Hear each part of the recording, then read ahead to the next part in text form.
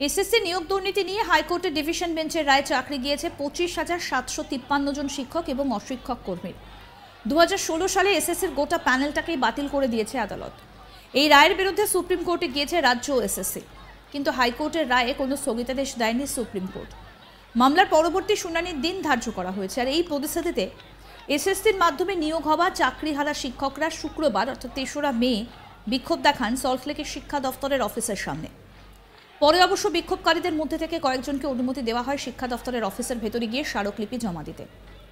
এই বিক্ষোভকারীদের মধ্যে কয়েকজনের হাতে ছিল ছাপানো কাগজ, তাতে লেখা ছিল এখানে সুগন্ধি ধূপ পাওয়া যায়। তাদের দাবি চাকরি না পেলে শেষ পর্যন্ত ধূপ বিক্রি করেই সংসার চালাতে হবে তাদের। আমাদের প্রতিনিধি অনির্বাণ সিনহা রায় কি প্রতিবেদন তুলে ধরলেন, আসুন শুনি। প্রধানমন্ত্রী নরেন্দ্র মোদী তিনি বঙ্গ সফরে আছেন এবং বঙ্গ সফরে তিনি স্পষ্ট নির্দেশ দিয়েছেন একেবারে সুকান্ত মজুমদারকে যে কোথাও গিয়ে যারা যোগ্য চাকরি প্রার্থীরা রয়েছেন তাদের একটা আলাদা তালিকা যদি করা যায় বা কোনোভাবে যদি একটা আলাদা কমিটি গঠন করে সেই জায়গায় দাঁড়িয়ে তাদেরকে আলাদা করে চিহ্নিত করা যায় সে বিষয়ে কিন্তু পদক্ষেপ নেওয়ার জন্য ইতিমধ্যেই প্রধানমন্ত্রী বলেছেন। এবং পশ্চিমবঙ্গ সরকারের কি রোল এর মধ্যে থাকে সেটা কিন্তু এই মুহূর্তে দেখার। যারা এখানে এই মুহূর্তে রয়েছেন আমি দেখতে পাচ্ছি আপনার হাতে একটি পোস্টার রয়েছে এবং সেখানে এটা কেন মানে ধূপ আজকে আমাদের প্যানেল ক্যান্সেল হয়ে গেছে 10 দিন। আজকে আমরা কর্মহীন হয়ে পড়েছি। আমাদের আজকে 2 দিন পরে আজকে আমার বাড়িতে আজকে অসুস্থ বাবা মা আছে এবং আমি এই প্যানেল ক্যান্সেলের মাধ্যমে চাকরিটা জবটা চলে গেছে। তাই ভবিষ্যতে হয়তো আমাদেরকে আজকে এই ধূপ বিক্রি করে হয়তো সংসার চালাতেও হতে পারে। তাই আজকে আমি এই ধূপ বিক্রির মাধ্যমে প্রতিবাদী ভাষা জানালাম এবং করজোড়ে সবাই যারা নানা রকম পেশার সঙ্গে যুক্ত তাদেরকে আমি কোনো রকম বিদ্রুপ না করে এবং তাদেরকে স্যালুট জানিয়ে বাধ্যকতা আমি এই পেশায় নিযুক্ত হলাম। আমি যোগ্য চাকরি প্রার্থী, এই অযোগ্য এসএসসি কমিশনের জন্য আমার চাকরি চলে গেছে। ওদের দুর্নীতিতে আমরা আজ পথে বসেছি।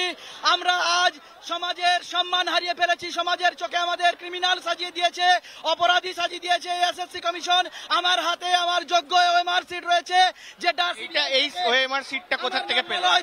এই ওএমআর সিটটা কোথা থেকে পেলেন? এটা এসএসসি কমিশন প্রকাশ করেছিল সিবিআই তদন্তের সময়। আমি মলয় দাস, সারদা তারকনাথ ইনস্টিটিউশনের ইংরেজি বিভাগের শিক্ষক। আমি আমার প্রতিবাদের ভাষা জানাচ্ছি ধূপ বিক্রির মাধ্যমে ওদের পকেটে। আপনি কোথা থেকে আসছেন, কোথায় চাকরি করছেন? সবং সারদা তারকনাথ ইনস্টিটিউশনের ইংরেজি বিভাগের শিক্ষক মলয় দাস।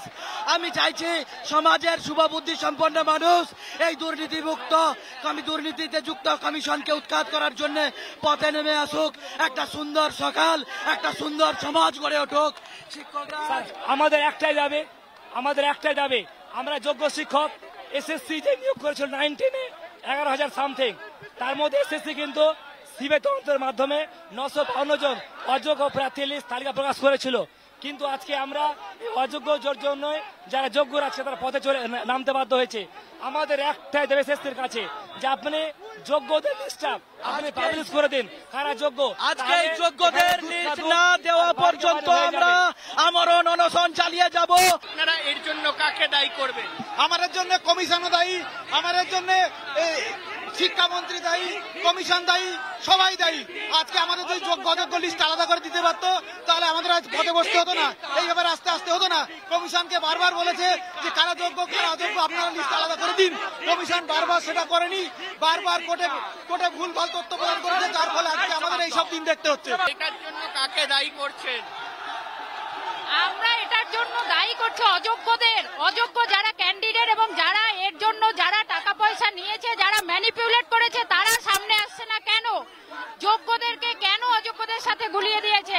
আমাদের সংবিধান, আমাদের সুপ্রিম কোর্ট, তাদের উপর আমাদের আস্থা আছে। আমাদের বিচার চাই। যোগ্যদের তালিকা কমিশনকে প্রকাশ করতে হবে। আমরা যে 19,000 ফ্রেশ, তাদের তালিকা কমিশন দিক। We want justice. আপনি কোথাকার চাকরি পান? আমি বাঁকুড়া জেলা থেকে এসেছি, বাঁকুড়ার আকুই ননিবালা গার্লস হাই স্কুল থেকে। তো এখন কি বলা হচ্ছে আপনার? এখন কি বলার থেকে কিছু অযোগ্যদের বাঁচাতে আমাদের স্কুল সার্ভিস কমিশন যে আমাদের যোগ্যদের সাথে অন্যায় করেছে, সেই অন্যায়ের প্রতিবাদ করতে এসেছি আজ আমরা। আপনাদের কাছে কি প্রমাণ রয়েছে? আপনার ওএমআর শিট বা কিছু পেয়েছেন? আমাদের কাছে ওএমআর সিট আছে, আমি ক্লাস 9-10-এর ওএমআর সিটের সিবিআই যেটা স্ক্যান কপি দিয়েছে সেখানে রয়েছে, তারা দেখতে পারে, যাচাই করতে পারে, এবং আমরা যে অযোগ্য সেটা তো তাদের প্রমাণ করার ক্ষমতা নেই। হ্যাঁ, সেখানে আমাদের সমস্ত কিছু ভেরিফিকেশন করুক, যদি আমরা অযোগ্য হই আমাদের বাদ দিক, কিন্তু যেহেতু আমরা যোগ্য তাহলে আমাদের বাদ দেওয়ার কাকে দায়ী করছেন এর জন্য? কাকে দায়ী?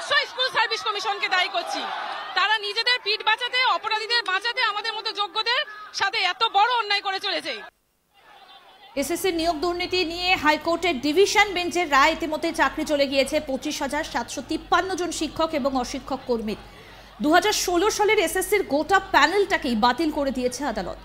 কে যোগ্য আর কে যোগ্য নয় এই প্রশ্নই এখন তুলছেন চাকরি হারা শিক্ষকেরা, এবং তাদের বক্তব্য যে যারা যোগ্য এবং যারা পরীক্ষা দিয়ে চাকরি পেয়েছেন তাদের বিরুদ্ধে কেন এই ব্যবস্থা নেওয়া হলো এবং কেন পুরো প্যানেলটাকেই বাতিল করে দেওয়া হলো, এবং একই সঙ্গে যেটা কোর্টের তরফ থেকে বলা হয়েছে যে মেধা এবং যারা চাকরি মেধা ছাড়া পেয়েছে সেই তালিকা প্রকাশের কথা কিন্তু বারবার করে বলা হয়েছিল।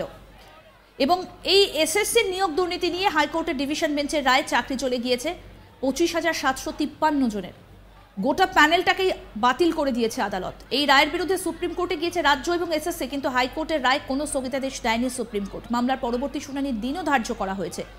এই পরিস্থিতিতে এসএসসির মাধ্যমে নিয়োগ হওয়া চাকরিহারা শিক্ষকেরা 3রা মে বিক্ষোভ দেখান সল্টলেকের শিক্ষা দফতরের অফিসের সামনে।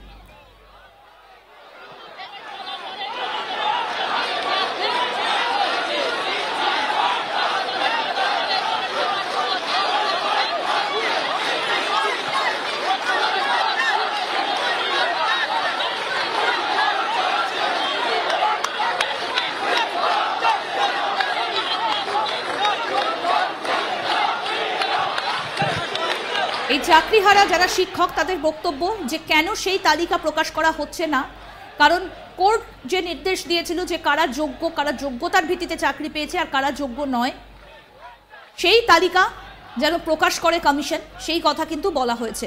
কিন্তু এখনো পর্যন্ত সেই রকম কোনো তালিকাই কিন্তু সামনে আসেনি। সেটা নিয়েই কিন্তু প্রশ্ন তুলছেন যারা চাকরিহারা শিক্ষক তারা, এবং তাদের এটাই অভিযোগ যে যোগ্য ও অযোগ্যদের পূর্ণাঙ্গ তালিকা দ্রুত প্রকাশ করতে হবে, এমনটাই বক্তব্য চাকরিহারা শিক্ষকদের।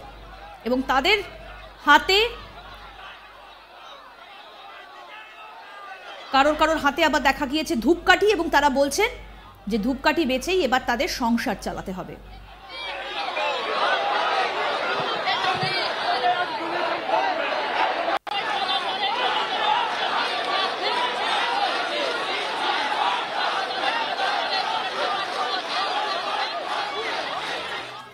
আরও আপডেট পেতে দেখতে থাকুন আজ তাক বাংলার ইউটিউব চ্যানেল, সাবস্ক্রাইব করুন।